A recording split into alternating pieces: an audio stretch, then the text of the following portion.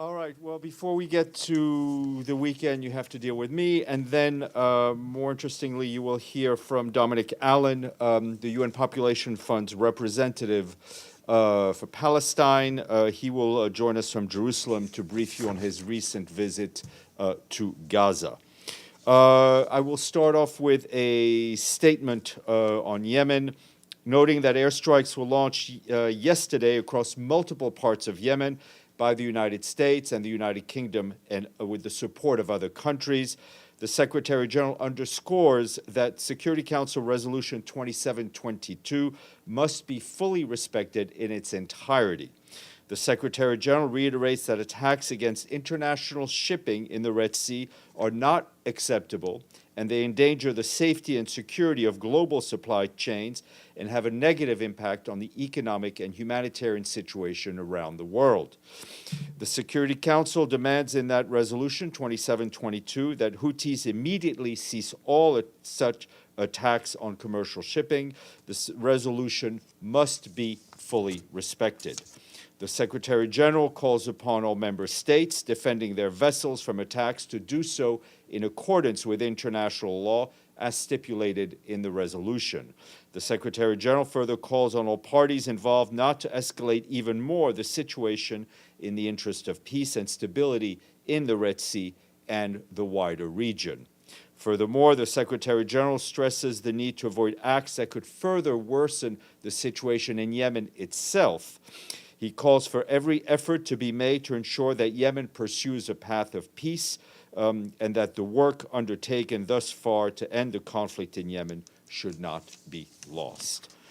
An update from Gaza. The Office for the Coordination of Humanitarian Affairs, OCHA, reports that between the 1st and the 11th of January, only 5 of the 24 planned aid deliveries of food, medicine, water, and other life-saving supplies to the north of Wadi Gaza were able to proceed. Our colleagues at OCHA continue to call for rapid, safe, unhindered, and sustained humanitarian access to northern Gaza. Their request for all planned humanitarian convoys should be immediately granted. In southern Gaza, new evacuation orders were issued yesterday to residents of the Al-Mawasi area and several blocks near Salah ad-Din Road, covering an estimated 4.6 square kilometers. The Israeli military stated it is preparing to operate in the area and ordered those affected to move to Deir al-Balah. More than 18,000 people and 9 shelters accommodating an unknown number of internally displaced people are expected to be affected by this latest round of orders. Our Human Rights Office have also expressed concern that Israeli forces have placed civilian lives at serious risk by ordering residents from various parts of Middle Gaza to relocate to Deir al-Balah while continuing to conduct airstrikes in the city. Measures must be immediately taken to protect civilians in line with obligations under international humanitarian law. On the 10th of January, the electricity generation company's generators were struck north of Al-Nusrat refugee camp, and all 4 of its generators caught fire. This plant hosts 4 major generators that used to supply electricity throughout the Gaza Strip. Casualties and damage to the plant's functions are unconfirmed, but there's concern for the plant's ability to supply electricity in the future. Also, I think a number of you had been asking me about the situation regarding the crossings into Syria. Yesterday, the government of Syria extended its consent for the United Nations to deliver humanitarian assistance from Turkey through the Bab el-Hawa border crossing for an additional 6 months until July 13th, 2024. This extension is essential because the UN cross-border operations remains a lifeline for people in northwest Syria. Just to give you some numbers, every month we and our partners reach an estimated average 2.5 million people with critical assistance and protection services. Since February of 2023, nearly 5,000 trucks carrying UN aid have crossed from Turkey to northwest Syria using Bab el-Hawa, Bab el-Salam, and Al-Ray border crossings. More than 300 cross-border missions by UN personnel have also been completed. And before you ask, permission for the other 2 border crossings right now are up until mid-February, so discussions with the Syrian government is ongoing on that. Turning to Somalia, our colleagues at the UN Assistance Mission in Somalia today strongly condemned a mortar attack that took place last night on the Aden Ade International Airport in Mogadishu, which, as you know, also hosts the UN compound. A member of the UN Guard unit was unfortunately killed in the attack. The mission called for those responsible to be brought to justice and underscored that the UN Guard unit play an integral role in ensuring the safety and security of UN staff working in support of Somali peace and state building. It also stressed that it will remain committed to supporting the people and government of Somalia in their efforts to build peace and stability in the country.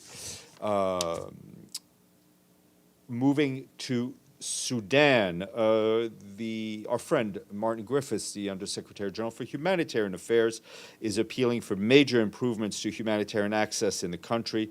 In a tweet, Mr. Griffiths said that far too few of the millions of people of Sudan who need humanitarian aid are now getting that assistance. Impediments include lawyers, impediments don't include lawyers. Impediments, though none of you seem to be shocked. Impediments include layers of red tape for humanitarian supplies arriving in Port Sudan, such as customs clearances and inspections that can take several weeks. Loaded trucks can't move due to fierce fighting, including the humanitarian hub of Wad Medani, which has been looted and paralyzed by violence. Aid workers in Sudan have been detained and killed, and drivers have been beaten and extorted for money. Mr. Griffiths stressed that humanitarian workers in Sudan, as they do everywhere, need access. Civilians need protection, and the fighting needs to stop. Moving southeast, I guess, to the Democratic Republic of the Congo, southwest, rather, excuse me. In the Democratic Republic of the Congo, following the massive floods and landslides that have impacted nearly half of the country's provinces, including its capital, Kinshasa. Today, our colleagues from the Office of the Coordination of Humanitarian Affairs and other humanitarian partners met with the country's Ministry of Humanitarian Affairs to discuss the response plan and field visits to various areas in Kinshasa. A national disaster response plan prepared by the government is being finalized in coordination with ourselves and our partners. A joint field visit to flood-affected areas in Kinshasa is planned for tomorrow, the 13th. Our humanitarian partners are supporting emergency relief activities in some areas, mainly in South Kivu and Tanganyika, including on health, water, hygiene, and sanitation. But for many provinces, response efforts are hampered by scarce resources, lack of assessment possibilities, and the limited presence of aid workers. Significant pressing needs are for food, water, shelter, latrines, protection services, and health care and malaria prevention. Meanwhile, humanitarian personnel continue to come under attack in the eastern part of the country. Earlier this month, on January 4th, in Jugu territory in Ituri, armed men attacked a truck carrying WFP food. It broke down and was stuck on the road. The truck was burned. Food that was being transported to Bunia was looted. Also in Ituri, peacekeepers sent a patrol to Panza yesterday in response to clashes between the Codeco armed group and the Zaire militia. Following the clashes, civilians sought refuge and protection near a temporary MONUSCO base in Drodro, which is next to Jugu. The mission is monitoring the situation. Peacekeepers are continuing their patrol in the area until the situation stabilizes. Back north to Europe, the Office of the Coordination of Humanitarian Affairs and the UN Refugee Agency are launching jointly this year's humanitarian and refugee response plan for Ukraine.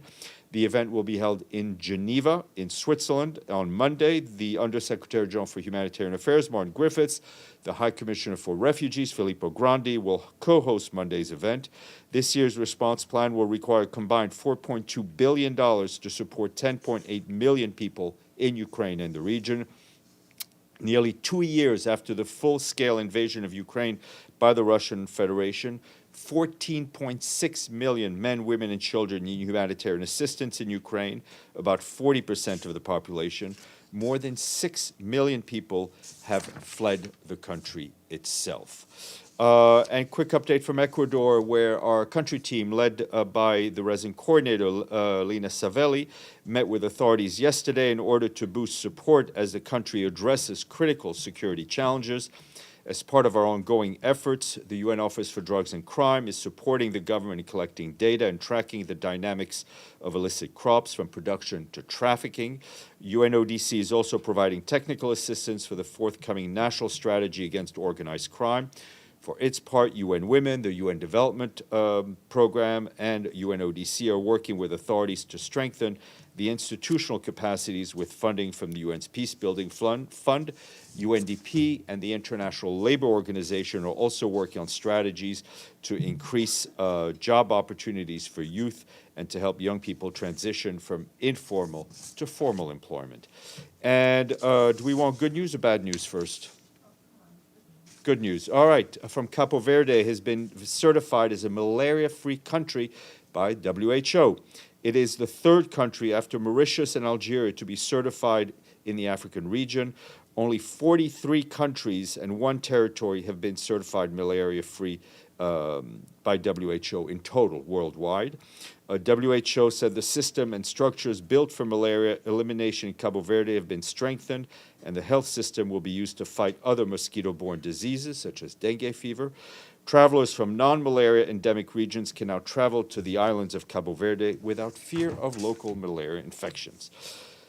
Bad news, but something you probably already knew. The World Meteorological Organization has officially confirmed in a statement today that 2023 is the warmest year on record by a huge margin.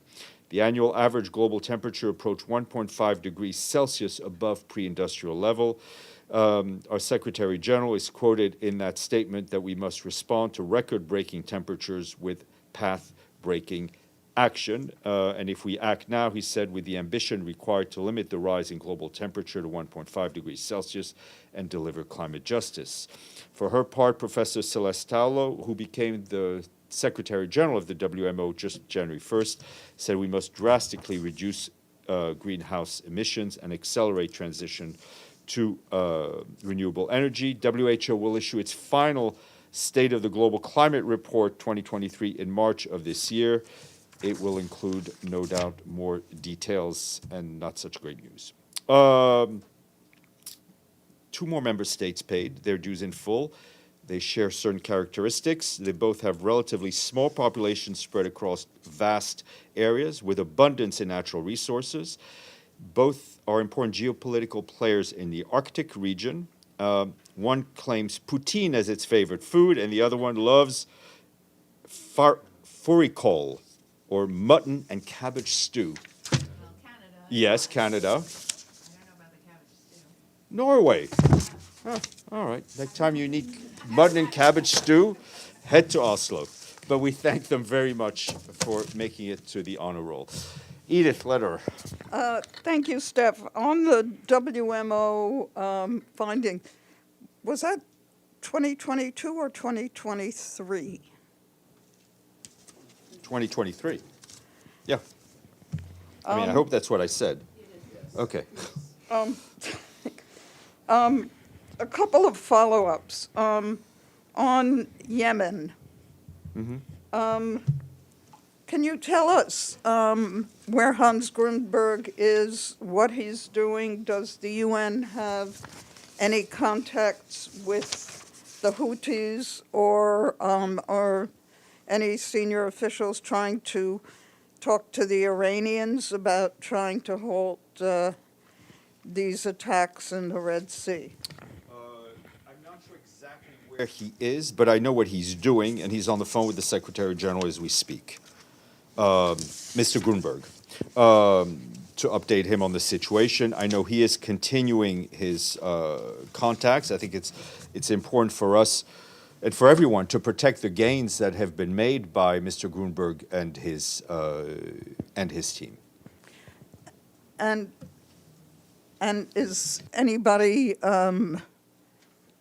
doing anything more about trying to get to the Houthis and the Iranians who? Continuing our regular contacts, and he is as well, and others are. And one further question on Somalia and the attack and the member of the UN Guard who was killed. Where is he from? We don't have that information yet. That often depends on notification of next of kin. Deji, then Margaret Bashir. The resolution, the statement of the Secretary General just mentioned in the paragraph 3, it says it takes note that the right of member states to defend the vessels from attacks. Does the Secretary General consider yesterday's attack as defensive measures or retaliation? I'm not going to go any further than what I've just said in the statement. I think he was very clear in asking member states to abide by the resolution. So does the Secretary General think this is up the latest situation in Red Sea is the spillover of what the Gaza situation is? I mean, it definitely risks further escalating and making the situation in the region worse. But your question implies that I know what is the calculation behind those who are taking more kinetic action, and obviously I don't have that impact.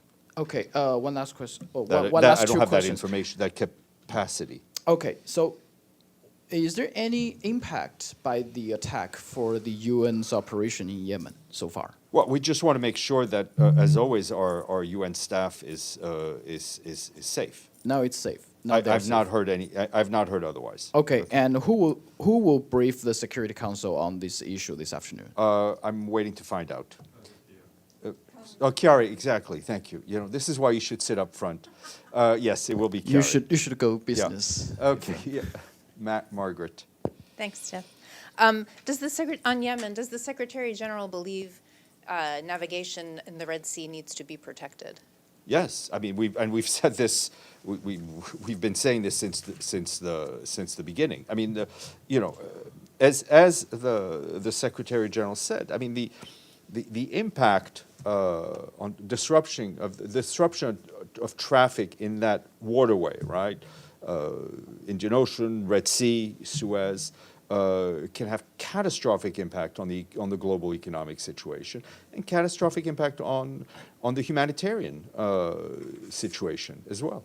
Okay, a couple others for you. I think today is 100 days since the October 7 attacks and the kidnappings of the Israelis. I know you mentioned that some of the families have been showing up at the Secretary General's house every Friday. I was just wondering if there were families out there today since it's the 100 days, you know? I did, frankly, I biked in front of the residence this morning at the usual hour where they usually are, and there was no demonstration. Okay. And then on Sudan, the Rapid Security Forces Chief Hamedi, he said in a post on X yesterday that he spoke with Antonio Guterres, it sounded like at length yesterday, and he said that Hamedi presented the Secretary General with the RSF's vision for ending the war. Could you give us your readout of that phone call? Sure. I mean, the Secretary General spoke to Mr. Hameti at his own request, at Mr. Hameti's request. During the call, the Secretary General reiterated his own appeal, his call for an immediate ceasefire and humanitarian access to all areas, as well as the need to create the conditions for a process involving all elements of civil society towards a return to constitutional order. I mean, I think Martin Griffiths' statement today lays out pretty clearly the immediate and horrific impact on the civilian population when the fighting continues. Was Mr. Griffiths on the call with I the don't believe he Secretary? was, no. And then will the Secretary General speak with General Burhan? As soon there are more calls, I will let you know. Okay, and sorry, just one more on Somalia, on the helicopter that crashed Nothing or new. went down, anything new? Nothing new to Okay. share with you. Okay, thank you. Okay. Sylviane. Thank you, Stéphane. Do you have any update on Mr. Lacroix' trip to Lebanon and the area, please? No, I'd expected one today, but I know he's still in the south of Lebanon, meeting with the relevant people. It's on 1701 only, or No, I something? mean it's part of his tour, as we know, of all the peacekeeping missions in the region. A second thing, as it's a pattern of not paying the dues. The Lebanon did pay its dues. I believe so. I looked at the Article 19 list, which is public. I don't think I did not see them on it. Okay, thank you very much. Okay. Gabriel. Thank you, Steph. Follow up on the helicopter in Somalia. Did you see the Washington Post report this morning that they're claiming that it took over an hour after the helicopter went down for any rescuers to get to the scene? Can you confirm that, or has the Secretary General been briefed on that? And then I have a The second Secretary question. General is very much aware of the situation, and frankly, these kinds of leaks, perhaps done by people who have information, are irresponsible and put people's lives at risk. But I don't have it, which is to say, I will not confirm anything that has been leaked. Okay, one more if you'll allow me. Thank you. Of course. One more only, yes. At the ICJ, one of Israel's arguments that it presented to the court was that the ICJ does not have jurisdiction over this case. Does the Secretary General have any doubt that the ICJ has jurisdiction over this case? I think, as I said yesterday, the Secretary General is obviously following this case, but he has full respect for the independence of the court, the rulings it will make, the decisions, and how it runs its business. I don't see your hand raised, but I do see your microphone raised, Abdelhamid. And then we'll go to Stefano and Miriam. Thank you. Going back to the Yemen issue, the Houthis had been saying repeatedly that they're only targeting ships that go into Israel. And they also said, we will stop when the war on Gaza stops. So both points were not taken into account in the statement of the Secretary General. Why is that? Well, am I a targeting officer for Houthi attacks? Am I a targeting officer for what the U.S. and the U.K. and others are doing? No. We are just extremely worried about the risks and the greater risks of escalation of this, and with the impact on the wider region, the risks that on Yemen itself, which, as we've said before, Mr. Grunberg and his team had worked hard to get parties together, and the people who pay, as it is in every case, are the civilians who don't often have enough of a voice in what is going on.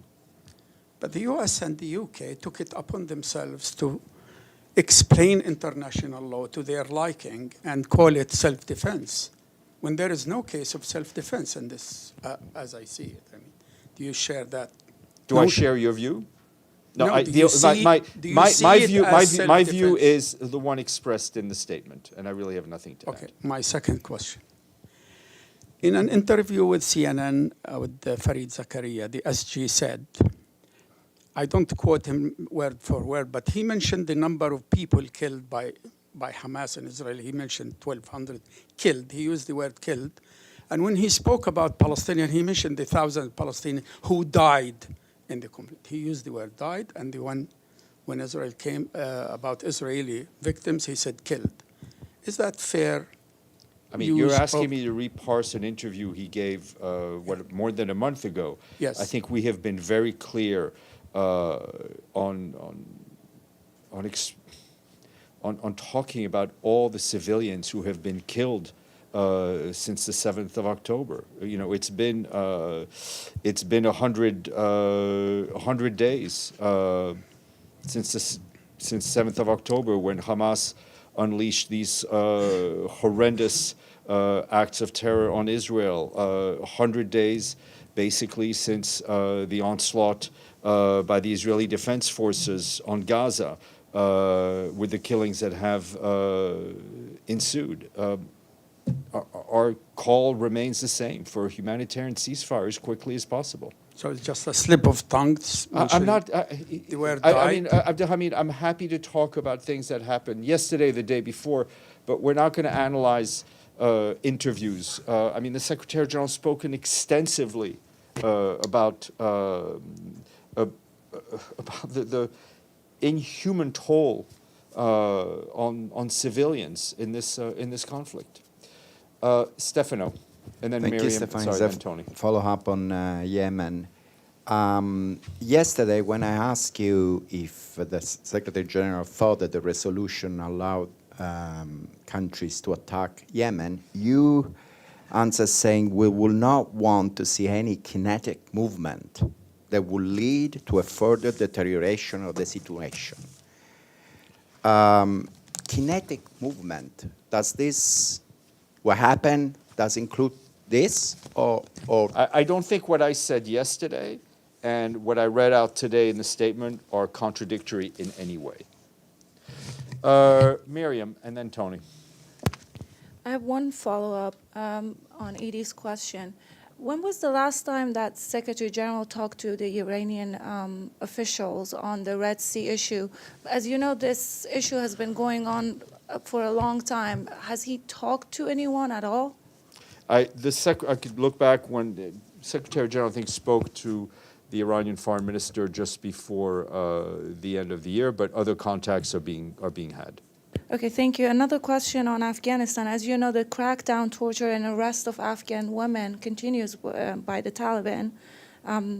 Does UNAMA have any contacts with the Taliban in regards to this issue? We mentioned this yesterday. They expressed their deep concern, their outrage at the detention, arbitrary detention of women for not following the hijab law, and they continue to be in touch with the de facto authorities to ensure that these women are all released, and of course to keep pushing for the human rights of women and girls in Afghanistan. Did they hear back from the Taliban any improvement? And also, I mean, it's not a matter of us hearing back about improvements. It's about Afghan women feeling their lives have improved, and I think that question you can answer. exactly. Also, any updates on the Secretary General's meeting with the special envoys on Afghanistan? The second meeting. No, I do not have anything. No. Thanks. Tony, and then Alan. Sorry. Thank you, Steph. My question is on Sigrid Kaag's visit to D.C. Do you have any information you can share with us about this visit? Yes. Schedule? So, in fact, I misspoke. She was there. Her meetings mostly yesterday afternoon. She met with Samantha Powers, the head of USAID, and other U.S. government officials. She'll be making her way to the region in due course. And mainly her message to the U.S. officials The, was? the message is that she needs all parties that are directly that are involved or have who are involved or who have an influence on those who are directly involved to support her and her mandate and the implementation of the resolution. Alan, I'll come back to you, Sylviane, and then Dennis. Thank you, Stéphane. Looks like Alabama will be allowed to put to death the inmate by the nitrogen gas later this month. Does the UN have any opinion regarding this? We stand against all and any use of capital punishment. Dennis. Today, Ambassador in Erdogan told that UN should be tried in the International Court of Justice instead of Israel for being accomplice to Hamas. Do you have any comment on that? Not particular. I don't really understand the statement. Not your question. I don't really understand the statement. But we look forward to continuing working with all the parties involved to improve the humanitarian situation, to work for the full implementation of our Security Council resolutions. Sylviane. Follow up on to Tony's question about where is Madame Kag is heading now? Amman, Egypt, As soon as or we Gaza? have details on her, where she will go, I will share that with you. But Thank those you. things are still being planned. When she'll be back to New York? To New York, probably whenever she's required to brief the Security Council. But we will let you know. Around February? Kilosa. I think if you do the count by the calendar of the resolution, you will find that date. Okay.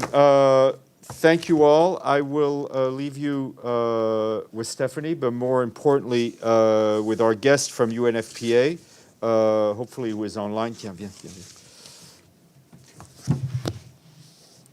If tu as